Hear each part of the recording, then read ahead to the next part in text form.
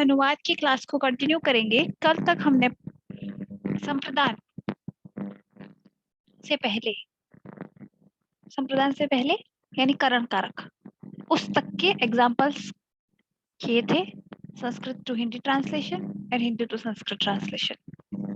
ठीक है, और आज हम शुरू करेंगे अनुवाद के संप्रदान कारक से। संप्रदान कारक का प्रयोग हम चतुर्थी विभक्ति में करते हैं। चतुर्थी संप्रदान है, यह सूत्र लगता है। उसके अतिरिक्त और भी काफी सारे होते हैं नियम संप्रदान में, मतलब चतुर्थी विभक्ति के लिए, और भी हम अलग अलग सिचुएशंस का यूज करते हैं।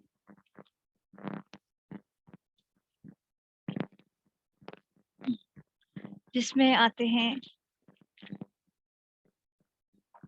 सबसे पहले तो संप्रदान, कर्मणा यम अभिप्रेति स संप्रदानम। ये संप्रदान की परिभाषा का सूत्र है, यानी कि दान के द्वारा जिस कर्ता को संतुष्ट करना चाहता है वह संप्रदान कहा जाता है। मतलब जो दान करता है वह जिससे दे रहा है, वह अगर ब्राह्मण को धन दिया जा रहा है तो ब्राह्मण संप्रदान होगा, यानी इस वर्ड में चतुर्थी विभक्ति का प्रयोग किया जाएगा। वहीं अगर गोदान का कर्म जैसे ब्राह्मण को दिया जा रहा है, या इस हिसाब से अगर देखा जाए तो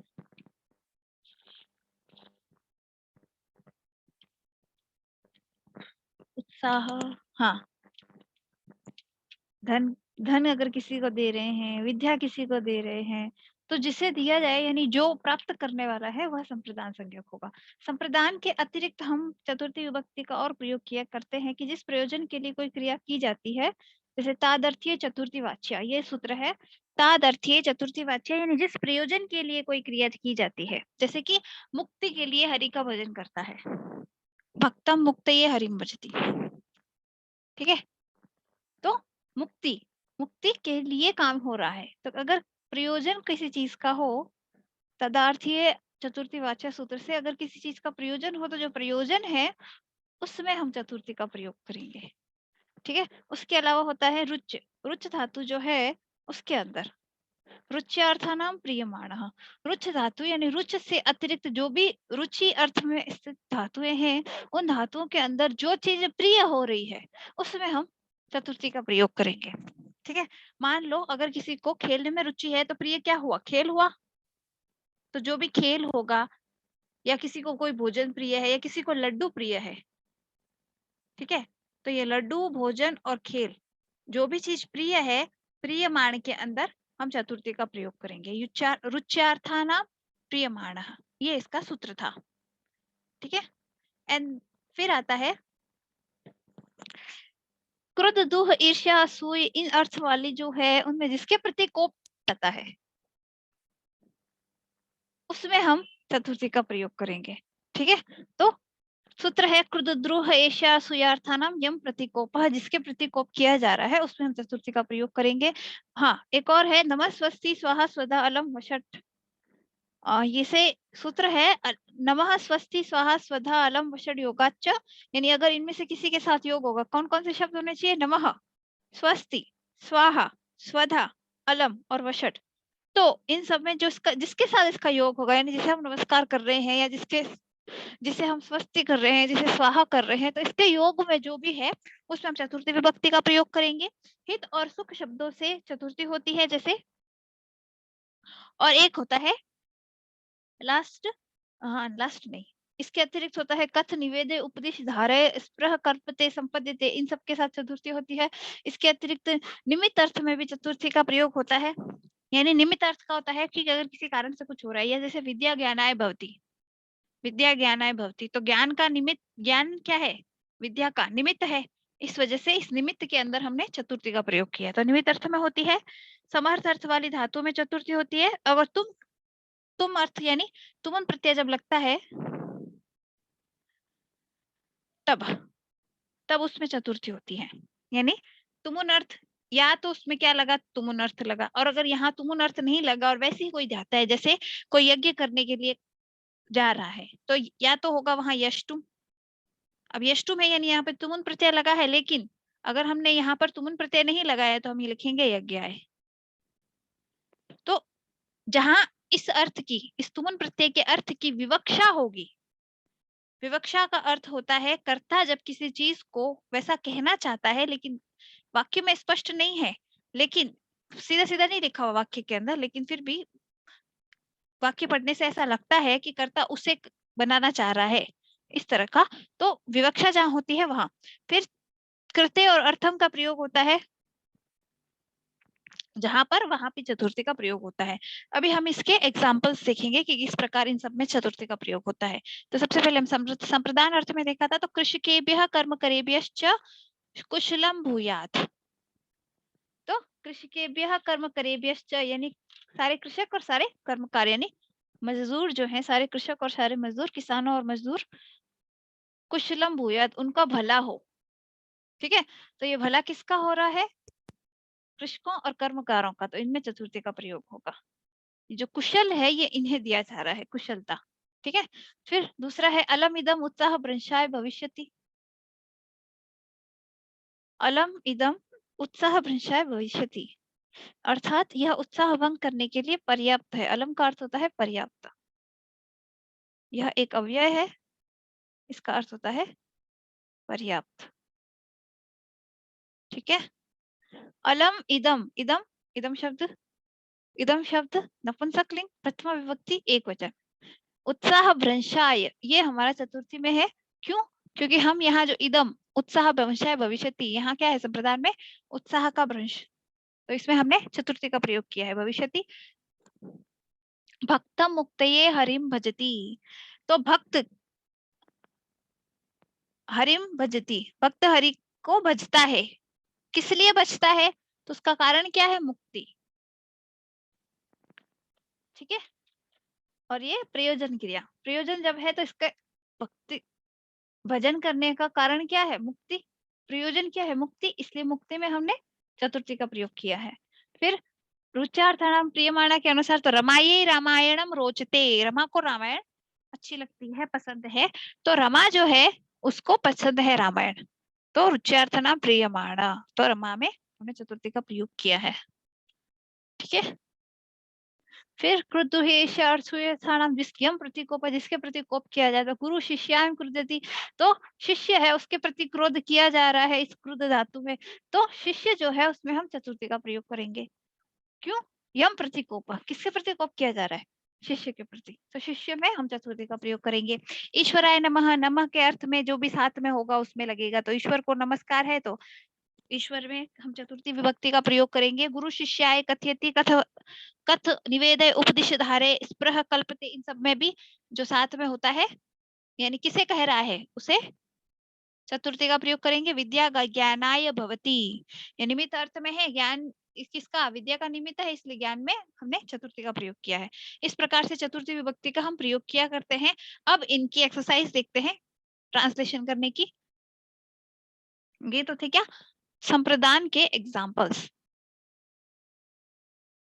फिर अभी हम एक्सरसाइज देखते हैं। पहली है मैं धन की इच्छा नहीं करता हूं, तो सबसे पहले हम लेंगे मैं को क्या लिखेंगे हम?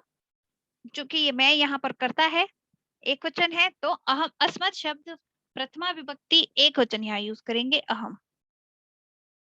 ठीक है, धन की इच्छा नहीं करता हूं, तो धन की हो रही है इच्छा।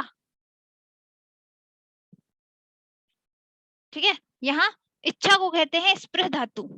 ठीक है, तो स्पृह धातु, जब हम स्पृह धातु का प्रयोग करते हैं तो हमने कहा था कथ निवेदे उपदिश धारे स्पृह कल्पते संपत्ति, इनके साथ चतुर्थी होती है, तो स्पृह धातु का स्पृह धातु के साथ इस धन की चतुर्थी हो जाएगी, तो इसको धन को धन में हम क्या करेंगे? चतुर्थी का प्रयोग करेंगे, तो धनाय, अहम धनाय। फिर नहीं करता हूं इसलिए न, और अभी स्पृह धातु का यूज करेंगे कहाँ? ये है वर्तमान काल, तो लट लकार लगेगा। अभी यहाँ क्या है? ये मैं, अस्मदि उत्तम, उत्तम पुरुष, और एक वचन है यह, ये एक वचन है, एक वचन होगा, तो स्पृह्यामि।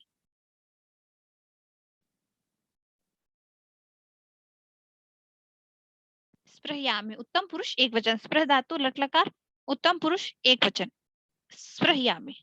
धन की इच्छा नहीं करता हूं, इच्छा करने के ऊपर स्पृह धातु लगते हैं। इसकी एक लिस्ट में कल तक भेज दूंगी, आज मुझे टाइम नहीं मिला थोड़ा।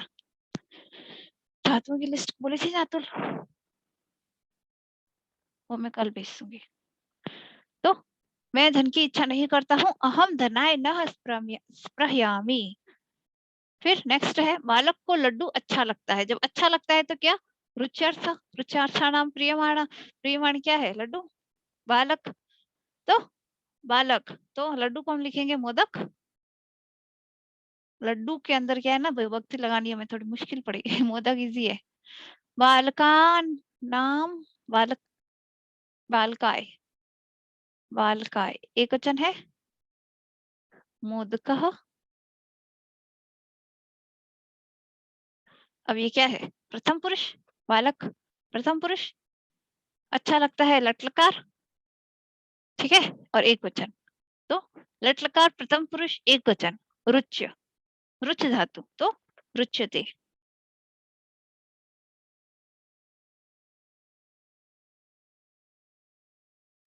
बालकाय मोदकः रुच्यते। फिर मुनि मोक्ष के लिए ईश्वर को बचता है, तो मोक्षाय, ठीक है, प्रयोजन क्या है, मोक्ष, तो मोक्षाय। अब कर्ता कौन है, मुनि, ईश्वर को बचता है, तो ईश्वरम। क्यों, क्योंकि भज धातु के लिए इप्सित क्या है, ईश्वर है। भजन किसका हो रहा है, ईश्वर का हो रहा है, तो वो कर्म हुआ, और कर्म में हम द्वितीय लगाएंगे, कर्मणि द्वितीय से, तो ईश्वरम भजते। लट लकार प्रथम पुरुष एक वचन, ठीक है, मुनि मोक्षाय ईश्वरम भजते। फिर दुर्जन सज्जन से द्रोह करता है, तो किससे द्रोह हो रहा है, क्रुद्ध द्रुह ईर्ष्या नियम प्रतिकोपः, तो द्रुह धातु हुई, तो द्रुहति। अब द्रुहति क्यों लगाया, प्रथम पुरुष होगा क्योंकि यहाँ दुर्जन लिखा हुआ है, एक वचन है, दुर्जन एक ही है, प्रथम पुरुष एक वचन, और कर्ता है, लट लकार लगेगा, तो द्रुहति। दुर्जन, करने वाला कौन है, द्रोह, दुर्जन। फिर सज्जन से द्रोह कर रहा है, तो जिसके प्रति कोप किया जाए उसमें हम क्या करेंगे, चतुर्थी विभक्ति का प्रयोग, तो सज्जन के अंदर चतुर्थी लगाएंगे, तो सज्जनाय द्रुहति, दुर्जन सज्जनाय द्रुहति, ये हमारा सेंटेंस हो जाए। फिर पढ़ने के लिए विद्यालय जाओ। अब यहाँ क्या है, जाओ, जाओ का अर्थ हमें लोट लकार लगाना है, आज्ञार्थक है, ठीक है, लोट लकार का प्रयोग करना पड़ेगा। जब हम गम धातु में लोट लकार का प्रयोग करेंगे तो क्या आएगा, गच्छतु गच्छताम गच्छन्तु, इस तरह से चलेंगे, पठेत पठेताम पठेयु, गच्छेत गच्छताम गच्छेयु, इस तरह से, तो गच्छेत।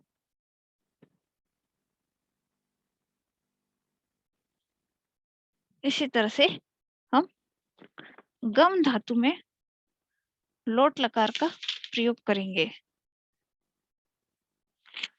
हाँ, गच्छतु गच्छताम गच्छन्तु, इस तरह से चलेंगे। पढ़ने के लिए तो पठनाय,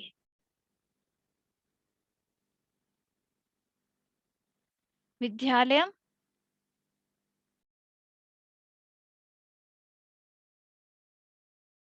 अब यहाँ जाओ, गम धातु के अंदर लकार तो लग गया, लोट लकार, पुरुष कौन सा होगा, बता सकते हो। यहाँ पुरुष होगा मध्यम पुरुष, क्योंकि यहाँ क्या हो रही है, युष्मत की विवक्षा हो रही है, किसकी, क्यों, क्योंकि ये बोल रहा है जाओ, यानी युष्मत की विवक्षा है। अगर वो जाए ऐसा बोलता तो प्रथम पुरुष होता, क्यों, क्योंकि वहां पर अन्य हो जाता, और अगर जाऊं, मुझे जाना चाहिए, वो वाली बात होती है, तो फिर उत्तम पुरुष होता। लेकिन ये कह रहा है जाओ, यानी किसी को कह रहा है, तो यहाँ युष्मत की विवक्षा हो रही है, इसलिए हम मध्यम पुरुष का प्रयोग करेंगे, ठीक है। तो पठनाय विद्यालय गच्छ, जाओ, ठीक है, क्यों, गच्छतु गच्छताम गच्छन्तु, गच्छ गच्छतम गच्छत, गच्छानि गच्छाव गच्छाम, लोट लकार के रूप ऐसे चलेंगे, गच्छ गम धातु के, तो गच्छ आ जाएगा। तो ये था हमारा संप्रदान। संप्रदान चतुर्थी विभक्ति, समझ आ गया?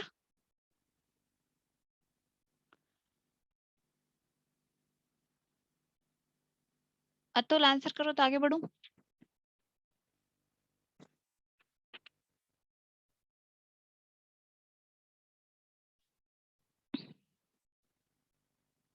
और कोई सवाल है तो पूछ लो। आ गया? ठीक है, फिर आगे बढ़ते हैं। अपादान कारक। अपादान कारक में हम यूजुअली पंचमी विभक्ति का प्रयोग करते हैं, यूजुअली क्या पूर्णतः ही। और पंचमी विभक्ति, अब चूंकि ये सारे के सारे हम पंचमी से करेंगे, तो पंचमी विभक्ति में अपादान के अतिरिक्त और भी कुछ यूज होता है।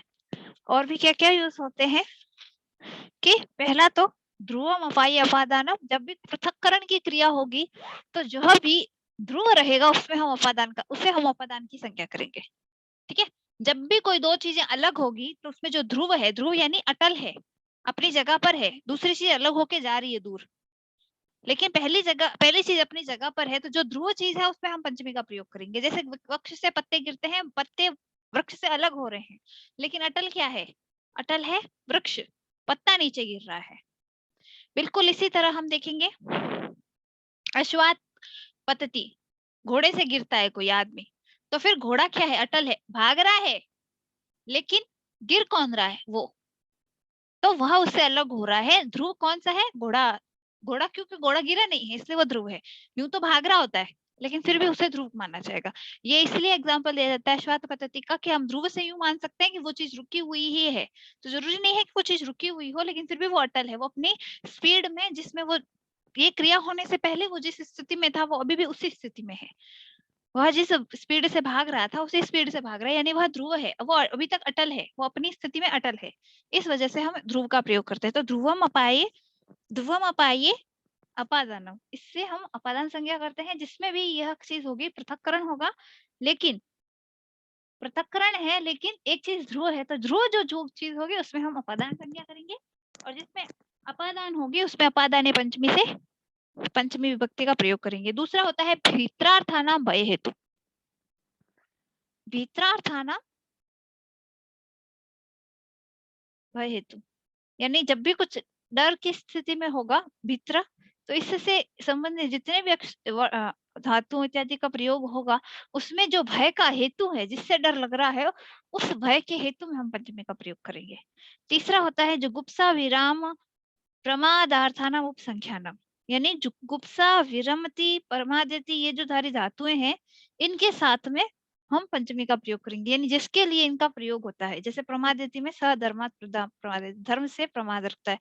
ठीक है, तो धर्म से है इसलिए धर्म में हमने पंचमी का प्रयोग किया है। उसके अलावा होता है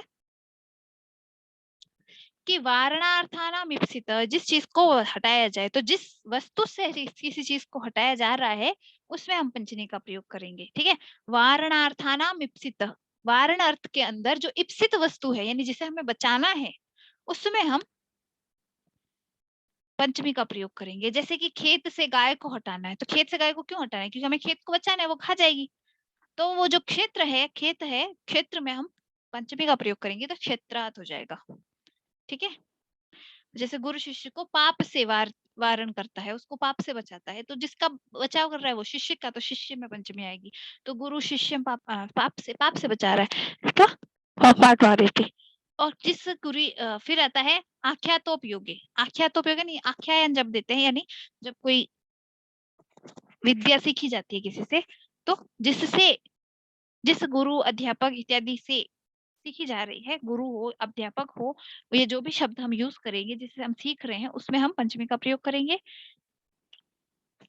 ठीक है, जायते प्रभवती उद्गच्छति उद्भवती निलीयते प्रतियच्छति, ये जब शब्द इस्तेमाल होंगे तो जिससे ये सब प्रभावन हो रहा है, जिससे जन्म हो रहा है, जायते, उद्गच्छति जिससे उत्पन्न हो रहा है, उद्भवती जिससे उद्भव हो रहा है, निलीयते में जिसमें निलय हो रहा है, उस सब में हम पंचमी का प्रयोग करेंगे। ठीक है, अन्य आरात इतर, इनके अर्थ वाले शब्द में रिते पूर्व आदि में दिशावाचक और कालवाचक, इन सभी के साथ पंचमी होती है। इसका सूत्र है अन्यारादि रतेर्दिक। ठीक है, फिर तरप और ये शून्य इत्यादि के अंदर होती है। ठीक है, और लेप प्रत्यय वाले होते हैं तब भी होती है। लेप प्रत्यय में हम फिर से देख लेंगे एक बार। लप प्रत्ययांत अथवा कत्वा प्रत्ययांत क्रिया के वाक्य में प्रकट नहीं आती लेकिन छिपी हुई रहती है, उसमें आधार में पंचमी हो जाती है। उस वहां पर आधार में पंचमी होती है, यूजुअली आधार में सप्तमी होती है, आधार और अधिकरणे, अधिकरणे सप्तमी। ठीक है, उससे। लेकिन हमें ये पॉइंट ध्यान में रखने हैं। तो अभी हम इनके एग्जाम्पल देखेंगे कि किस प्रकार से अपादान में, भित्रार्थानां भय हेतु में, जुगुप्सा विराम इत्यादि में हम पंचमी का प्रयोग करेंगे। सबसे पहला है असज्जनात् कस्य भयं न जायते। ठीक है, तो यहाँ क्या है, वितरार्थानां भय हेतु, किसको भय नहीं होता, किससे, असज्जन से। तो भय का हेतु क्या है, असज्जन। तो असज्जन के अंदर क्या हुआ, पंचमी का प्रयोग। तो असज्जनात्, असज्जनों से किसे भय नहीं होता, दुष्ट से किसे डर नहीं लगता। ठीक है, हिमालयात गंगा, गंगा प्रभवती, हिमालय से गंगा निकलती है, तो प्रभवती अर्थ में, ठीक है, हम क्या करेंगे, पंचमी का प्रयोग करेंगे। किससे, जिससे प्रभवन हो रहा है, जिससे उद्भव हो रहा है। तो उद्भवती होगी तब भी उद्भव जिससे होगा उसमें हम करेंगे। ठीक है, सह धर्मात् प्रमादयति, जब प्रमादयति, वीरमति, जुगुप्सते, इस तरह की जुगुप्सा, विराम, प्रमाद, इन अर्थ में जब धातु होती है तो जिससे होता है उसमें, तो धर्म से प्रमाद रखता है, धर्म से प्रमाद रखता है, इसलिए धर्म में होगी। सह धर्मात् प्रमादयति। फिर यवेभ्यो गाम वार्यति क्षेत्रे, क्षेत्रे, तो गाम किसे बचा रहा है, यवों को। तो क्षेत्र यानी खेत में जो यव है उनको बचाया जा रहा है। तो वारण अर्थ में जिसकी रक्षा की जा रही है, खेत में जौ से गाय को हटाता है, वारण अर्थ में किसको, इप्सित, इप्सित क्या है, यव है, वरना गाय क्या यव खा जाएगी। तो गाय में तो हमने क्या किया है, कर्म, तो ये तो हुई कर्म, लेकिन ये हो गया हमारा पंचमी का सूचक कि इसे बचाया जा रहा है। वारण अर्थ के अंदर जो हमें इप्सित है, यव, इसलिए हमने यवों के अंदर पंचमी का प्रयोग किया है। यवे भी गांव वार्यति, क्षेत्र, क्षेत्र में यानी खेत में गाय को यवों से हटाता है। उपाध्यायात अदिते, तो उपाध्याय, गुरु, अध्यापक, इन सब के अंदर हमें पंचमी का प्रयोग करना होता है। तो उपाध्यायात अदिते, उपाध्याय से अध्ययन करता है। प्रजापते लोकः प्रजायते, प्रजापति से लोक की लोक उत्पन्न होता है। तो वही उत्पन्न, प्रजायते, ये प्रभवते और उद्भवती, इस तरह की इन सब जो धातुएं हैं उसमें जिससे उत्पत्ति हो रही है उसमें हम चतुर्थी का प्रयोग करेंगे, सॉरी पंचमी का प्रयोग करेंगे। तो यहाँ इस वजह से पंचमी है। तो लोक की उत्पत्ति किससे हो रही है, प्रजापति से, तो प्रजापति के हमने, प्रजापति में हमने चतुर्थी का, पंचमी का प्रयोग किया है। फिर है ज्ञानात ऋते न सुखम, ज्ञान के बिना सुख नहीं है। तो ऋते का अर्थ जिसके साथ हो रहा है प्रयोग, ऋते का अर्थ यानी अन्य, आरात, इतर, ऋते, दिशावाचक और कालवाचक, इन सबका प्रयोग जिसके साथ होगा उसमें हम पंचमी करेंगे। तो ऋते का प्रयोग किसके साथ हो रहा है, ज्ञान के साथ, तो ज्ञान में हमने पंचमी का प्रयोग किया है। तो ज्ञान के बिना सुख नहीं है। श्रमाद बिना विद्या नास्ति, श्रम के बिना विद्या नहीं है। पृथक, बिना, नाना, इन सब के साथ पंचमी, तृतीया, द्वितीया तीनों होती है। इसके मामले में हमने तृतीया और द्वितीया के दोनों के एग्जाम्पल देख लिए थे कल की क्लास में। आज हम पंचमी का भी देख लेते हैं। श्रम के बिना विद्या नहीं होती है। अभी अब इसकी एक्सरसाइज करेंगे। पहला, पेड़ से पके हुए फल गिर रहे हैं, किससे, पेड़ से। तो ध्रुवम अपाये अपादानम, तो ध्रुव क्या है यहाँ पर, वृक्ष। तो वृक्षात, क्यों, जो ध्रुव है उसमें पंचमी का प्रयोग करेंगे, तो वृक्षात। अब क्या है, पके हुए फल गिर रहे हैं, अब ये बहुवचन में है तो फल फलानी हो गए, फलम फले फलानी, गिर कौन रहे, फल रहे हैं, तो इसमें प्रथमा विभक्ति प्रयोग करेंगे, लेकिन फल खूब सारे हैं इसलिए बहुवचन में है। अब इन फल है ये कैसे हैं, पके हुए हैं, तो ये इसका विशेषण है। तो जब भी विशेषण और विशेष्य का संबंध होता है तो विशेषण और विशेष्य में समान विभक्ति और समान वचन का प्रयोग करते हैं। तो यहाँ फलानी है तो पके हुए क्या होंगे, पकवानी। वृक्षात पक्वानी फलानी गिर रहे हैं, बहुवचन। लट लकार प्रथम पुरुष बहुवचन, क्यों, फल, फल अन्य पुरुष में आता है इसलिए प्रथम पुरुष आएगा। तो पतंती, पत धातु, लट लकार प्रथम पुरुष बहुवचन। वृक्षात पक्वानी फलानी पतंती। ठीक है। देन गंगा और यमुना हिमालय से निकलती हैं। अब इसको हम प्रभवती लिख सकते हैं आराम से। ठीक है। अब हिमालय से निकल रही हैं तो जिससे प्रभावण होता है, प्रभवती इत्यादि का प्रयोग जब हम करते हैं किस किस का, जायते, प्रभवती, उद्गच्छति, उद्भवती, नीलीयते, प्रतीयच्छति। ठीक है। जिससे हम निकाल रहे हैं उसमें हम पंचमी का प्रयोग करेंगे तो हिमालयात हो जाएगा। और निकल कौन रही है, गंगा और यमुना, इसलिए ये निकल रही है, इसलिए ये हो गई प्रथमा में चले, प्रथमा विभक्ति में चलेंगी तो गंगा च यमुना। अब इनके प्रथमा विभक्ति एक वचन है इसलिए इसमें विसर्ग का प्रयोग नहीं है, उसमें सु का लोप हो जाता है। तो गंगा च यमुना च हिमालयात।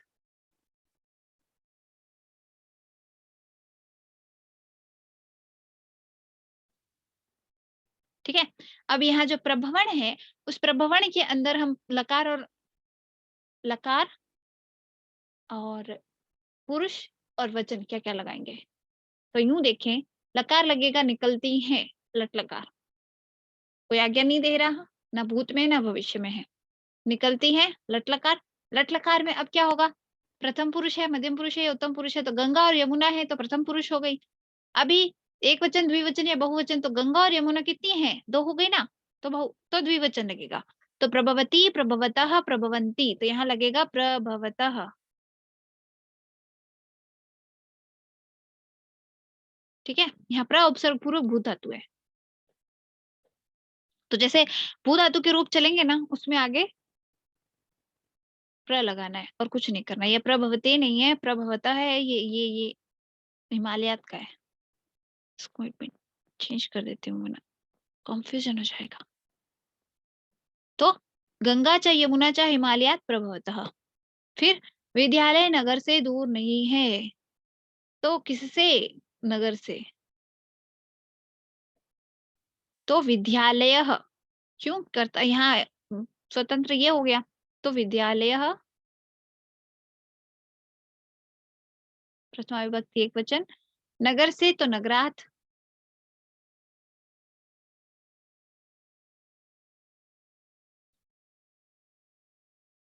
दूरम, विद्यालय एक वचन है तो नास्ति, न अस्ति, नास्ति, संधि करती है। तो विद्यालय नगरात दूरम नास्ति, दूर से के साथ में नगर में पंचमी विभक्ति का प्रयोग किया। ठीक है। तो गोविंद श्याम से अधिक बुद्धिमान है, यहाँ क्या है ना, दिक सूचक शब्द के साथ किया। ठीक है। जैसे वहां हमने रीते में क्या था ना, तो इस वाले के अंदर दिशा सूचक शब्द भी थे। जब दिशा सूचक शब्द या इस तरह के दो शब्द आते हैं तब भी हम पंचमी का प्रयोग करते हैं। फिर गोविंद श्याम से अधिक बुद्धिमान है, गोविंद श्याम से अधिक बुद्धिमान है। तो जब ही हम तरप और तमप प्रत्यय का प्रयोग करेंगे, तो तरप और तमप का प्रयोग कब करते हैं, कि जैसे हम सुपरलेटिव डिग्रीज का प्रयोग करते हैं ना, गुड, बेटर, बेस्ट,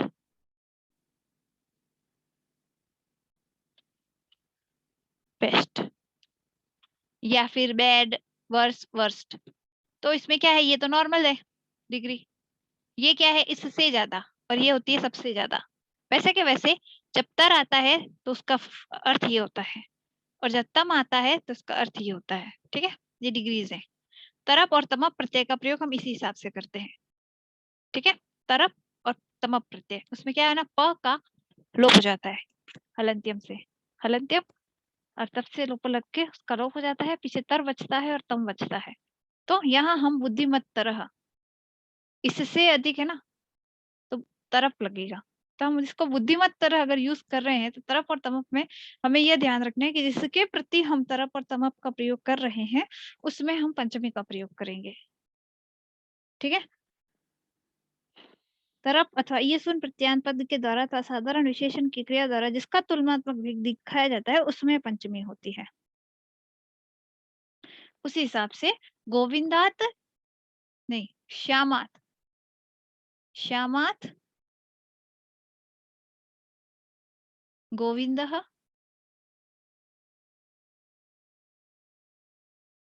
कौन है? गोविंद ना बुद्धिमान, तो गोविंदः बुद्धिमत्तरः।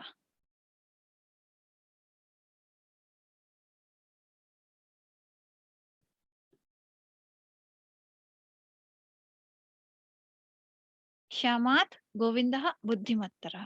किससे ज्यादा है? तो श्याम से, इसलिए श्याम के अंदर हमने पंचमी का प्रयोग किया है। यहाँ कर्ता कौन है? गोविंद, क्योंकि बुद्धिमान कौन है? गोविंद है, इसलिए ये हो गया गोविंद। इसमें हमने प्रथमा एक वचन का प्रयोग किया, इसमें हमने पंचमी एक वचन का प्रयोग किया, और यह बुद्धिमत्तरः। ठीक है। फिर श्वशुर से बहु लज्जा करती है।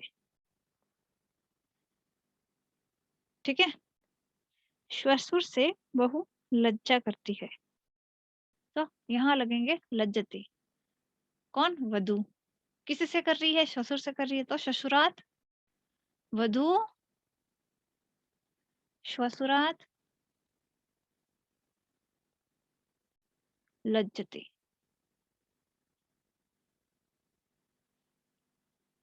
ये हो जाएगा इसका। ठीक है, तो ये हो गई हमारी पंचमी विभक्ति। ये समझ में आ गई है, तो हम संबंध कारक शुरू करें। बताओ जल्दी से।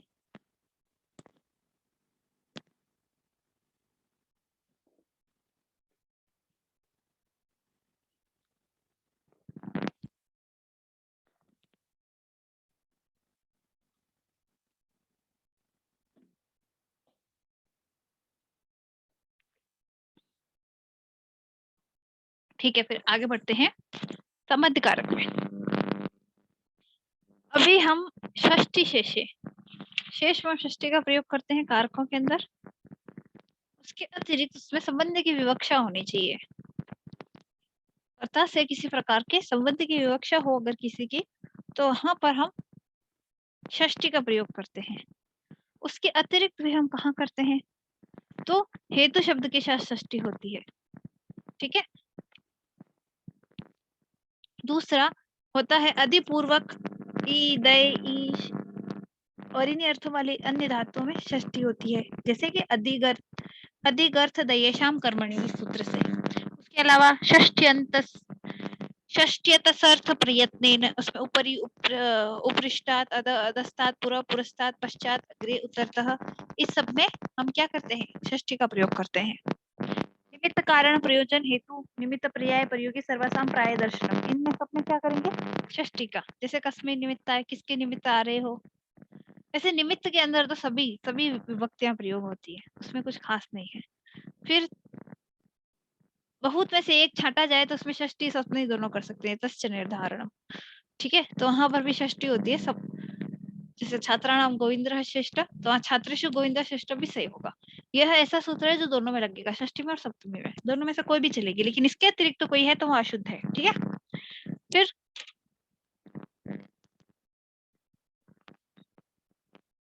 कृत्य यानी के लिए, मध्य, समक्षम, अंतरे, अंतः, ये जब शब्द यूज होंगे तब भी हम षष्ठी का प्रयोग करेंगे।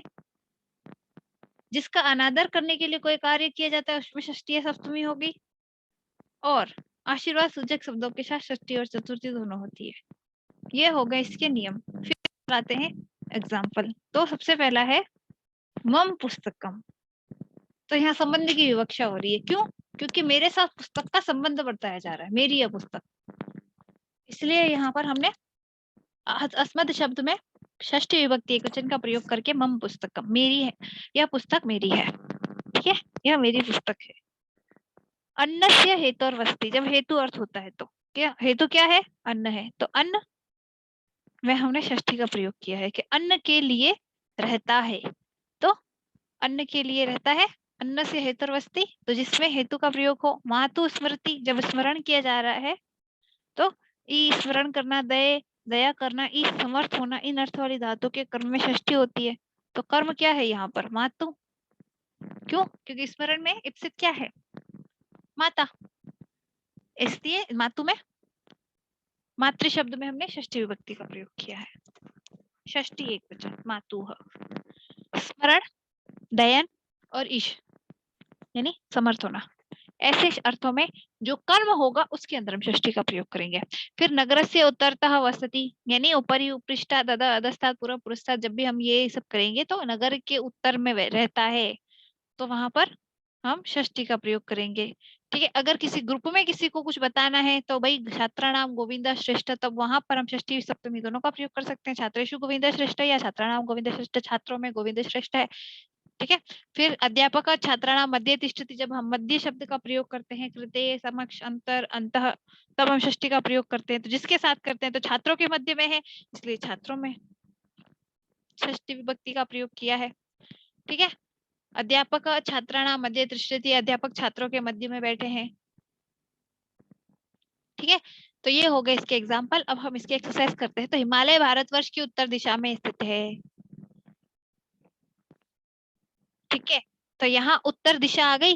उत्तर दिशा के अर्थ में क्या है? भारतवर्ष। तो इसमें भारतवर्ष के अंदर हम षष्ठी का प्रयोग करेंगे, तो हो जाएगा भारतवर्ष, भारतवर्षस्य। पूरा सेंटेंस लेते हैं। तो हिमालय, तो हिमालय, हिमालय प्रथम पुरुष एक वचन, कर्ता यही है, स्थित कौन है? यह। ठीक है, उत्तर दिशा, तो उत्तरे लिख सकते हैं मात्र, या उत्तर दिशा ये लिख सकते हैं। तो उत्तरे स्थितः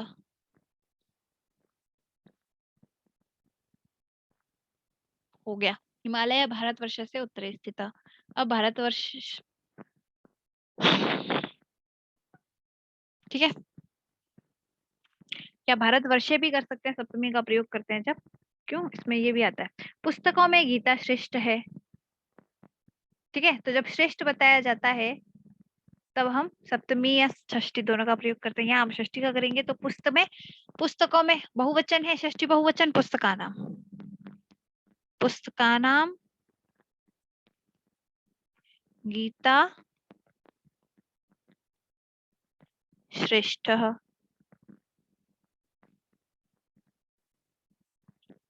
पुस्तकों में गीता श्रेष्ठ है। वह घर के आगे पृथ्वी खोदता है। ठीक है, तो वह यानी सह, अभी घर है उसके आगे है, तो आगे यानी पुरः या अग्रे, तो गृहस्य। क्यों अग्रे किस में आ रहा है, किसके अर्थ में है? घर के। तो घर में हम षष्ठी का प्रयोग करेंगे, यानी ऊपरी उपरिष्टात अधः अधस्तात् पूर्व पुरस्तात् पश्चात अग्रे उत्तरतः दक्षिण, इन सबके साथ हम षष्ठी का प्रयोग करते हैं। तो घर के साथ क्या है? आगे। यहाँ अग्रे इस्तेमाल कर रहे हैं, इसलिए ग्रह, गृहस्य अग्रे पृथ्वी, तो पृथ्वी, पृथ्वी। क्यों? क्योंकि ये क्या है? कर्म हो गई, खोदता है, खनति।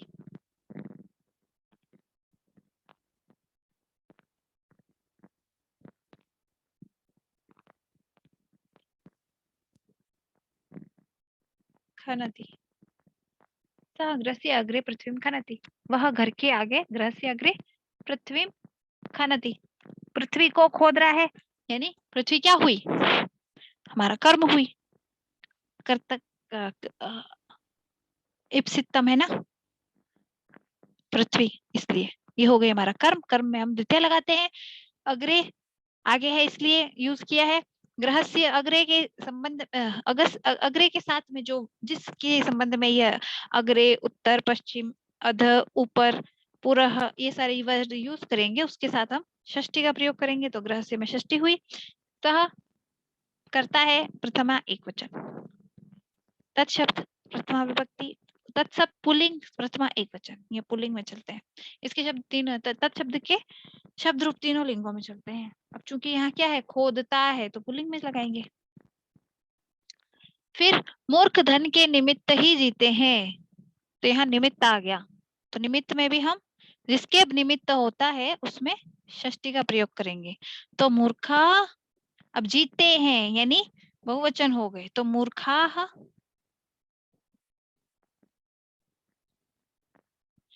धनस्य निमित्तम, अब जीते हैं को हम वसती लिख सकते हैं, जीवती लिख सकते हैं। तो वसंती या जीवंती। ठीक है, यह छात्रा सब में चतुर्थ है, तो सब में ग्रुप में से आ रही है ना ये, तो उस ग्रुप में क्या होगा, षष्ठी विभक्ति का प्रयुक्त हो जाएगा सर्वनाम। तो यह छात्रा, यह है तो इयम। देखो, जब वह होता है, वह के अर्थ में हम तत् शब्द का प्रयोग करते हैं, और जब यह होता है तो हम इदम शब्द का प्रयोग करते हैं। अब इदम में भी तीनों लिंगों में चलते हैं। जब हम चलाते हैं स्त्रीलिंग तो इयम इमे इमाह, ठीक है। जब हम चलाते हैं नपुंसकलिंग इदम इमे इमाह, और जब हम चलाते हैं पुल्लिंग तो अयम इमो इमे। इस तरह से शब्द रूप चलते हैं इसके, देख लेना एक बार। तो इयम छात्रा सर्वाणाम चतुरा,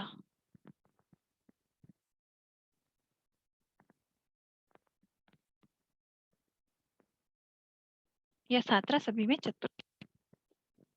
यहाँ पीछे हम अस्थि लिख सकते हैं, ठीक है। ये हुआ हमारा संबंध या षष्ठी। समझ आ गया? ये कोई सवाल है? जल्दी बताओ, क्लास खत्म होने वाली है, उसके बाद मतलब ये मीटिंग खत्म होने वाली है। नेक्स्ट मीटिंग में मैं अभी इसके खत्म होते हाथों हाथ उसको करती हूँ,